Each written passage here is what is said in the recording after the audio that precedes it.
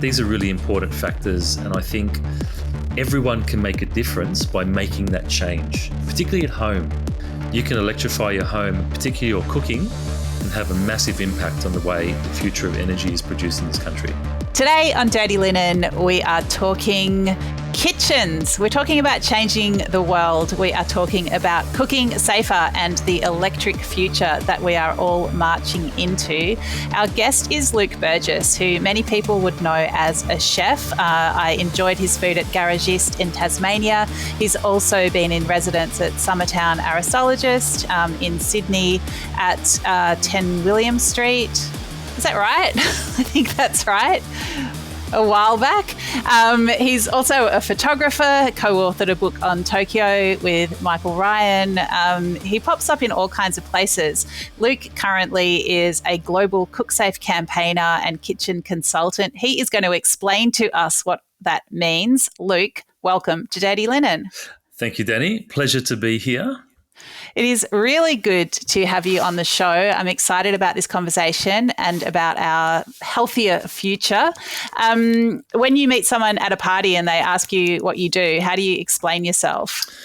It's a bit tricky, actually, because the job description is a little bit more varied than I ever expected it to be. But I usually just say I'm a slashy, and it's cook, chef, photographer, and all the rest in between. Okay, amazing. So what cooking are you doing at the moment? I was running a private dining room for 10 guests last year in an apartment on top of a building in Hobart called 7.5, which was a really fun long lunch on the weekends, sort of doing a bit of front house and also the cooking. And the odd, I guess, pop up here and there, and obviously just helping other people when they need it as well. Yeah, I love it. So tell us about CookSafe. So CookSafe is basically a not-for-profit organisation that is looking to promote and sort of spread the word on a safer way of cooking, or just really embracing a newer form of applying heat to what we cook, and that is the electrification of kitchens, and primarily through induction cooking. And who's behind it? So basically you've got the European Climate Foundation and a bunch of other organisations who are involved. A lot of them are in advocacy work and essentially providing information on the latest science, be it about health or technology, or how we've approached our cooking in the past and how we're looking at in the future. Okay, and how did you get involved? A colleague of mine, Gilly Middleton, who's a most excellent organic blueberry grower, also works in this space, and she sort of reached out to me last year and said, hey, there's a job that might fit your description, so you can add all those slashes. And it was basically as a kitchen consultant, a chef liaison consultant, and also a videographer and photography work. So I got a chance to combine all the things I enjoy, and bring that together to help, I guess, spread the word and also learn a lot about the way the future of cooking is evolving. Okay. So I suppose, if we pull all the way back and maybe out of, hospitality, what are some of the issues with cooking around the world? Well, the majority of the world is cooking over solid fuels or gas. And there's a lot of, cultures that rely on this or have relied on it. And they are now, faced with the challenge of how to evolve what they cook. That includes us as well in the Western world. And essentially, we've got a change happening that's induced by many different things, but mainly technology, efficiencies, and costs. And the cooking with gas, which is what the majority of people do or have done for the last 50 or 60 years at least, is starting to slowly phase its way out. And electrification has made a bit of a resurgence. We all know that people have had electric ovens at home for quite a while, and they're much better than the gas equivalent. But gas burners have always been seen as the pinnacle of cooking power and heat application. And it's not true anymore. So now is the time to sort of look at how we can transition away from gas into using induction and other forms of electric cooking that actually give you the same results without affecting the flavour. And that's also universally available around the world.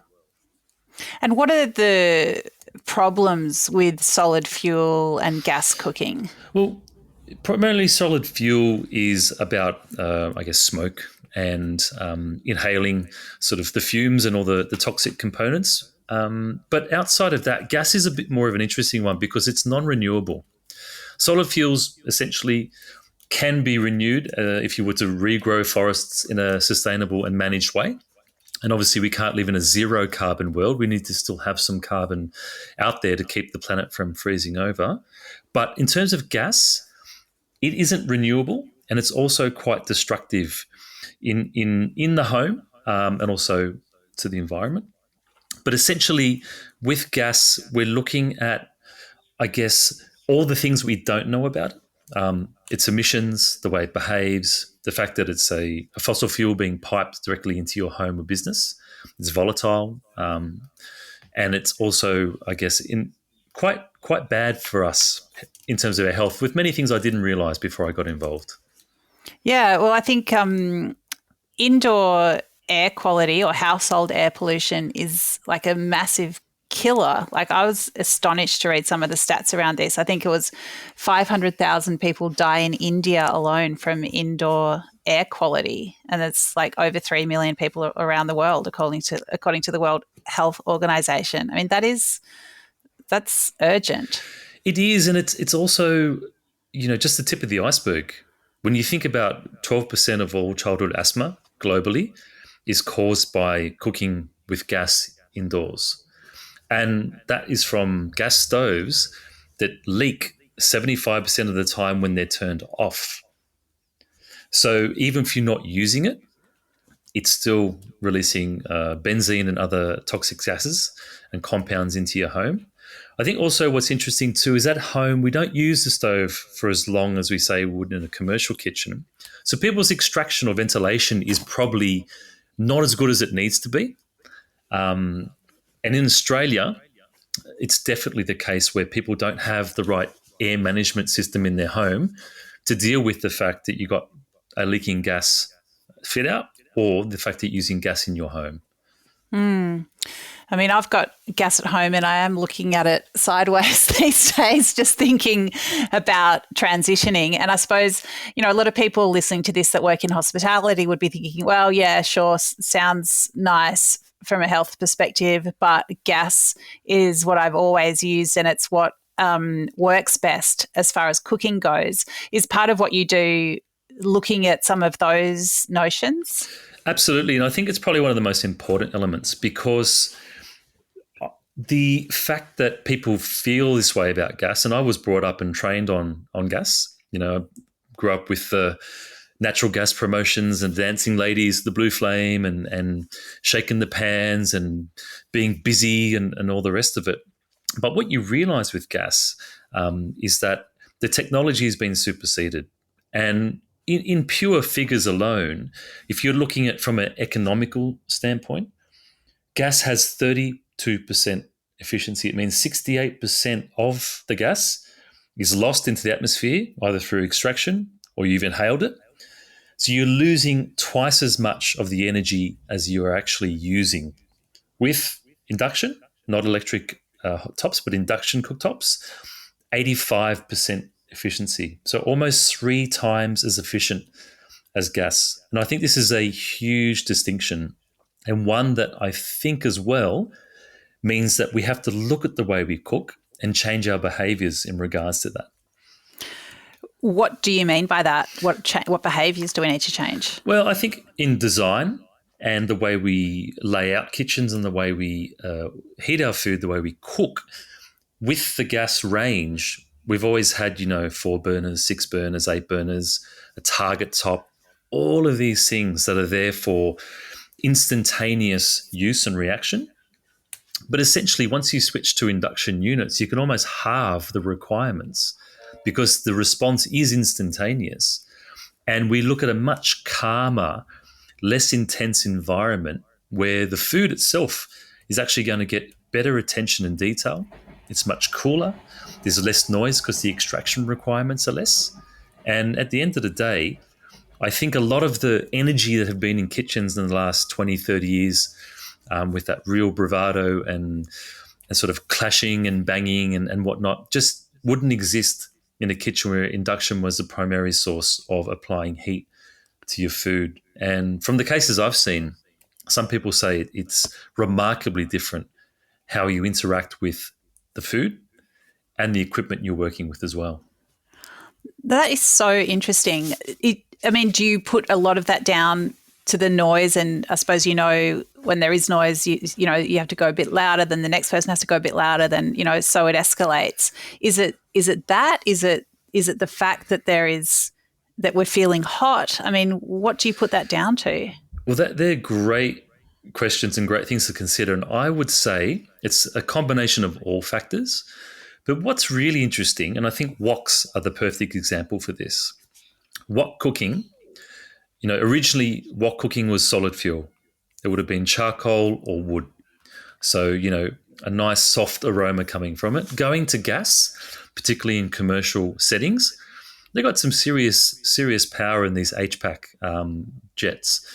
But with that comes afterburner sounds, lots of metal clanging and banging, and great amounts of energy and hearing, industrial deafness style hearing problems coming with it. So with induction woks, which have now reached their point of being not only as powerful but more powerful than gas, you have less requirement for extraction fan volume, you have no gas burning sound, and you have less clashing or banging on metal on metal.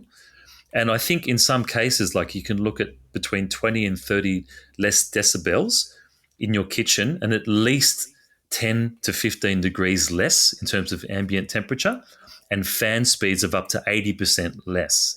So this is the perfect example to say that the technology now with induction woks and the environment that you have to work with them in is profoundly better than the gas equivalent. And I hear you saying that they're as good as gas just in terms of, it's just the classic rebuttal for when people talk about induction, isn't it? It's like, what about the wok? Hey, I don't think I can use my wok. Like, are you sure that they are up to scratch? I am. And I do believe that what it is technique. So when people would have cooked over charcoal or wood and had wok hay, what was that flavour coming from? Was it the heat on the metal?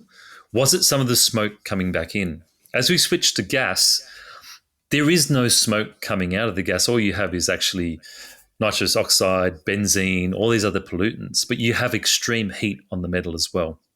So I think in the last 50 years, people working on woks, wok masters, have learned to actually transition from solid fuel to gas to create or keep the wok hay, and they've managed to find the right way to create the right temperature. Now we have to find a way to control the temperature to produce the wok hay in induction woks, because the power and the output from induction is more than you need to create the caramelized aromas and all the rest of it. I think it's down to technique.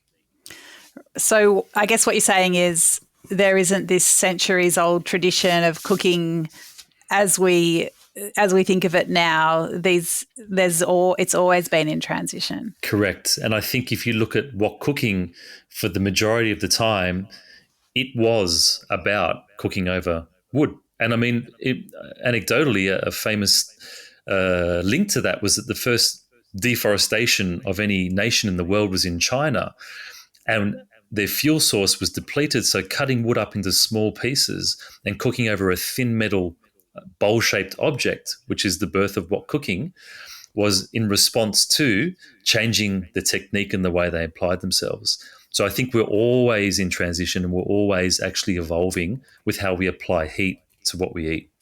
That's so interesting. Like wood-fired cooking is such a massive thing in Australia at the moment, and in other countries around the world. It's that romance, it's the flavour. What do you think about that? Is there a place for that? Absolutely. And I think it will become the domain of the professionals or people who are camping or people who can be bothered lighting a fire, waiting for it to die down to the embers are just right and cooking over it. It'll be something that less people around the world will rely on daily and become something that is used by a real small minority globally. I mean, on that point, what's interesting, solid fuels around the world, be it charcoal, wood, or say dung and whatnot, are still being used in sub-Saharan Africa, parts of India, Pakistan, the Middle East, and whatnot. And some of them are being used indoors. Now, with electrification, these people are cooking on these fuels because it's what they have. But a lot of them happen to live in places where there's great solar exposure. And with distributed solar, they can easily be plugging in a 10 amp induction unit into a socket that they plug their hairdryer into, their television, their pressure cooker. And in a heartbeat, these people would move away from solid fuels because for them, it's not about the romance. It's the reality of getting food onto the table with the resources they have. So I do think that wood-fired cooking, which I'm a great fan of and love it, is also a place for people to go to when they feel the need for it, but it won't be the basis of cooking for most people in the future globally. And what about, like, there's been a move in New York recently to ban coal-fired pizza ovens, which has, left some people up in arms. Again, it's that romance, the tradition, things change. Change is really problematic or troubling for people. What about coal-fired pizza, which is something of a tradition in New York? So is it coal-fired or wood-fired? It's coal, yeah. Okay. Well, I mean, for instance, it's got to be mined, doesn't it, and supplied. But I think in a way, charcoal has a similar property. Probably not as a higher burning temperature unless you select the right type of wood. But in essence, I've been to Tokyo and had wood-fired pizzas in places in Tokyo that have incredible carbon capture components that go on to their ovens because they're in basements of buildings or they're in the city, and they emit almost no pollution whatsoever because they have great filtration systems. I think at the end of the day, there are ways to manage the way we emit and what we emit. And I think, if there was a coal-fired pizzeria on every corner and it wasn't managed, it would be an issue. But if there's 50 to 100 of them in the whole city and everyone else is running on a sustainable electrical applied cooking system, then I guess there's space for some people to do things in that realm because, as I said before, we can't have a zero carbon world. We do need carbon in some shape or form, but we can also manage the way we capture that pollution. So, I mean, cost is another thing that always comes up. And, we've recently, as you know, we're doing a series with Martin Burtz, who's opening a restaurant in Brisbane. He wanted to do induction and then looked at the cost and it was just prohibitive. Where are we at on this journey? So, 10 years ago, when I got induction for the first time in my business, it certainly wasn't as cheap or as inexpensive as it is now comparatively. But it initially does cost more. The upfront costs are definitely there, but the long-term return and also other costs that you don't associate with having gas appliances are really quite stark. So for starters, if you have a 4 to 6 burner gas stove or an target top, you are going to have to clean it. You're going to need to buy chemicals. You're going to need to put it through the dishwasher. You're going to need to buy gloves, and also you're going to have a staff member or multiple staff members scrubbing this down. They're also going to have to clean a hood, which takes all of the heat and extra pollution that comes from that. And combining those together per year for the average restaurant, your minimum saving on labour and all those additions is between $28,000 and $33,000 a year per year. Then, if you have to get extraction installed for gas, it's probably going to be twice the price of what you need for induction because the fans have to be larger and they have to have more makeup air, larger plenums, more ducting. When you start to add all this together, you start to realize that maybe the unit you're buying costs more. For instance, an HPAC gas wok is about $1,000 cheaper than an 8 kilowatt induction wok. So the HPAC, top of the range, the pinnacle zenith of gas woks, is only $1,000 cheaper than the entry level 8 kilowatt unit, which is more powerful than it. But what you need in terms of extracting the air around it, the heat and the cleaning of it, you will actually make up that $1,000 in 6 weeks. So everything else that go, because $1,000, you're talking about wages to clean all the rest of it. If it's $33,000 a year, it's going to be a very easy way to equalize that. Overall, if you look at projects that have a lot of equipment that have to go in, yes, there could be a higher upfront cost, but it's about people giving the right advice about the right hood you need and all the other things that go with it. So careful planning, design, really, really important.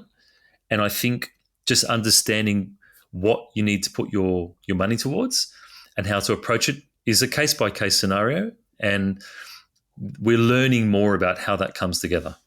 I guess, climate is a long game and it's very hard for humans to play that game as we as we know because of the mess we're in.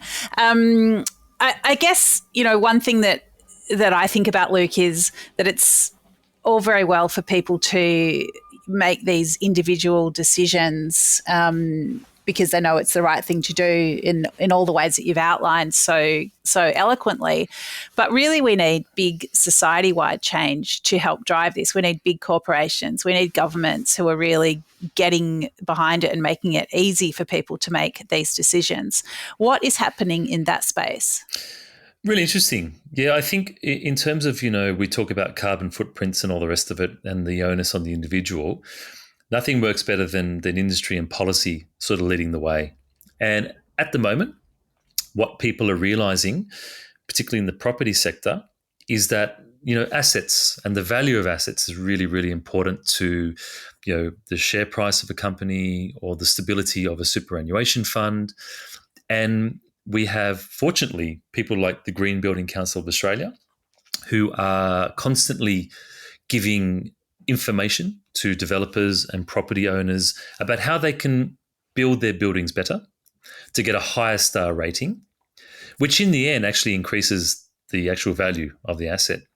So with this totally separate mindset, which is about in retaining value or increasing value of an asset, one of the things is you have to actually remove things like gas.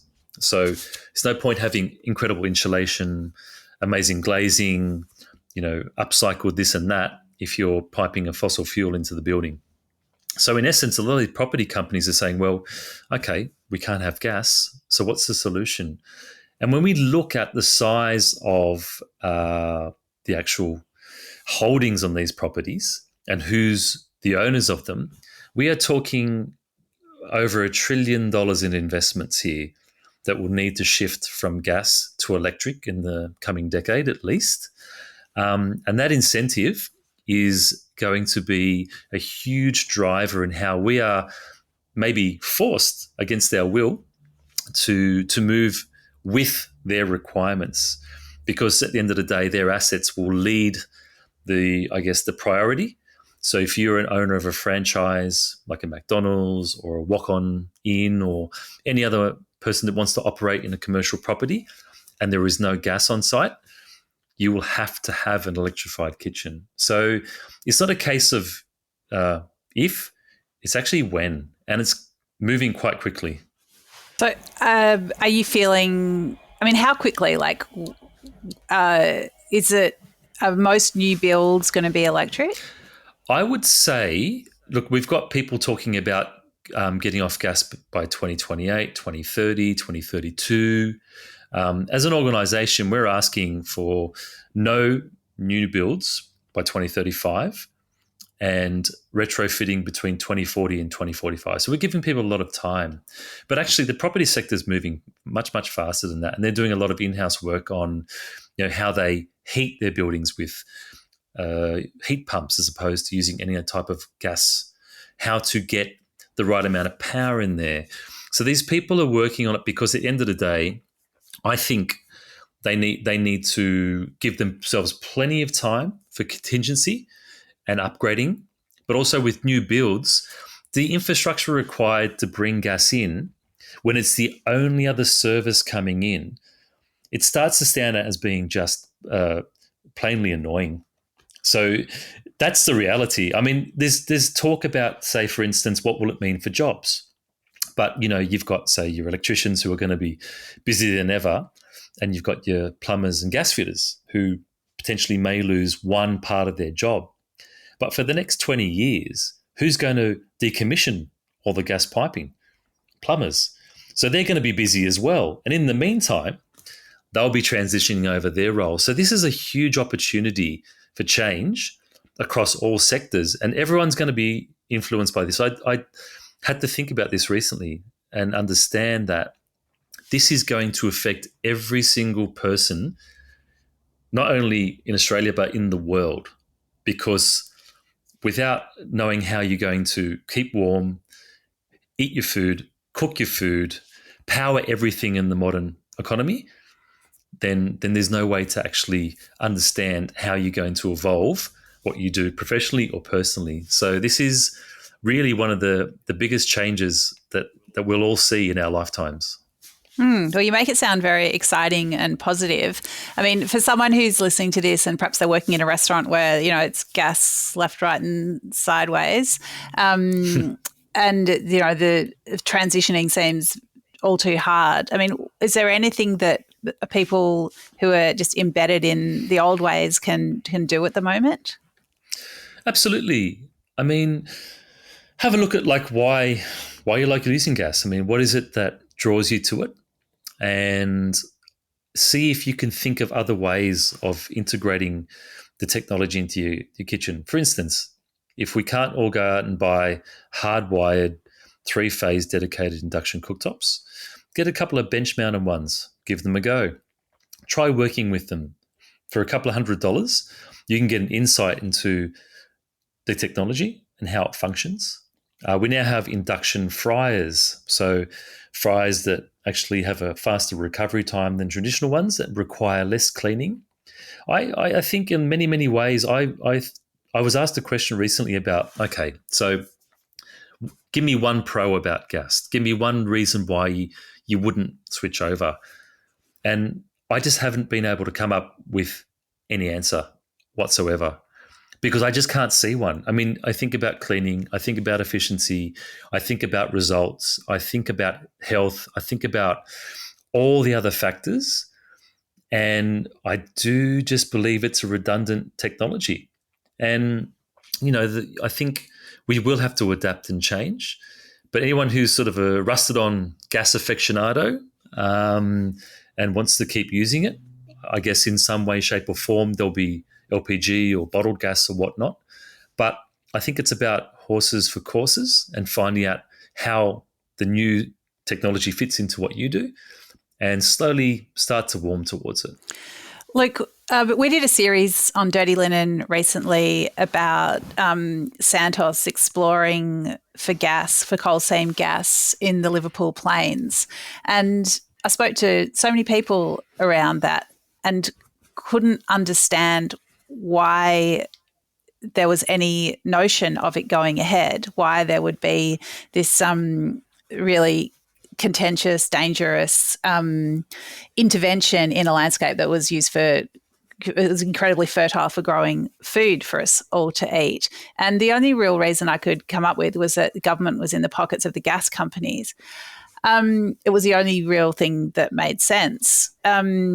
Given this, do you think that we're moving slower as a society than we should be? Absolutely.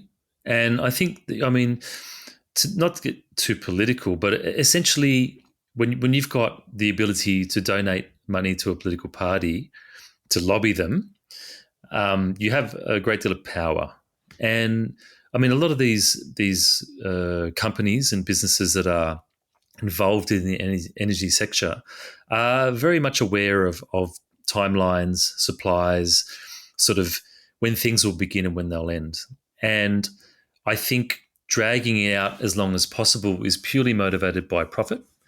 And also because the infrastructure is there and there's the requirement for return and shareholders' return and whatnot. But I also think government subsidies too. So, for instance, in Queensland, they've been taxing coal production quite heavily for a few years now to then take that funding and reinvest it in their forward-thinking green energy plan.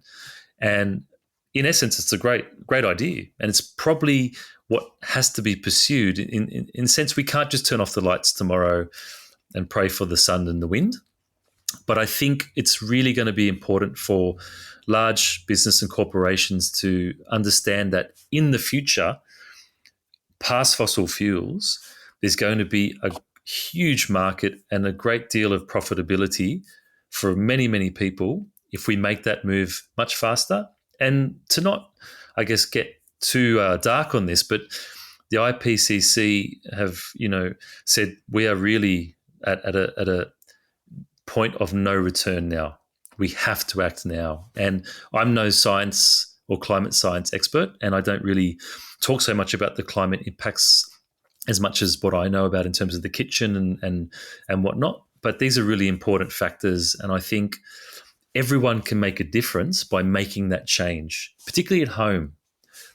It's with distributed solar into your home, even without batteries, you can electrify your home, particularly your cooking, and have a massive impact on the way the future of energy is produced in this country. Well, I think one of the problems, Luke, is that people think they need to be an expert or that they are an expert and they don't listen to the actual experts. So you don't need to be a climate expert to listen to the IPCC and realise that there should not be any new coal or gas. That is basic. I reckon we can all agree that the scientists have nailed it and we just need to fall into line. We're all living here. So, I think it's really inspiring, and it's great to chat to people who are, I guess, making change seem so within reach and, actionable, and that we can all make a difference. I guess it's tough times for a lot of hospo to think about making changes that have an extra upfront cost. But I think, just even as you say, like getting a hot plate or an induction plate on the benchtop isn't a bad place to start. I've got one myself, had a great time experimenting with it, and found it so efficient, so quick. It's a great piece of kit. Yeah, no, I mean, I totally agree. And I think also one thing to think about as well is that, and I believe this will happen, and what we're sort of aiming for is for government involvement. So whether it's a dollar for dollar or a grant scheme to help businesses make that change, and with it to provide information, consultants, the whole package. I can really see that being a feature of the way the government's energy policies will be rolling out in the next few years. So for people in those businesses, and I was one of them, we had to sit there and and ah about, do I get it? Don't I? It's a bit more than I was willing to pay. I think there will be some help there, and it shouldn't be too far away. Awesome. I look forward to those announcements. Luke, thank you so much for coming and having a chat to us today. Stay in touch and let us know about future developments. Pleasure, Dani. Pleasure to be here. Will do. This is Dirty Linen, and I'm Dani Valent. We air the issues that the hospitality industry finds hard to talk about, hearing from different people with unique perspectives. We want to hear from you as well. If you have something that needs to be said about a topic, get in touch so we can include your perspective. Contact us at dirtyLinen@deepintheweeds.com.au or hit us up on Insta at Dirty Linen Podcast. We can't wait to hear from you. This